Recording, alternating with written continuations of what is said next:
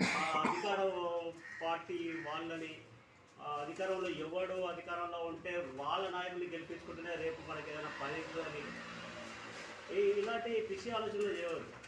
అంటే మనం ఇండిపెండెంట్ అభ్యర్థిని గెలిపించినా కూడా ఆ అధికారంలో ఉన్న అభ్యర్థికి ఎంత రైట్స్ ఉంటాయో ఈయనకు కూడా గంతే రైట్స్ ఉంటాయి. ఈయనకు గవే ఓట్లేసి గెలిపిస్తున్నాము, ఆయన గదే ఆ రాజ్యాంగ పరిధిలోనే వీళ్ళంతా గెలుస్తూ ఉంటారు. కాబట్టి అధికారంలో ఉన్న పార్టీ అభ్యర్థికి ఎంతైతే రైట్స్ ఉంటాయో సో వీరికి కూడా అదే రైట్స్ ఉంటాయి. కాబట్టి మన పనులు ఇతనికి వేస్తే అవుతాయి, ఇతనికి వేస్తే కావు అనేది ఏమీ ఉండదు. వారికి కార్యదక్షత ఉండాలి.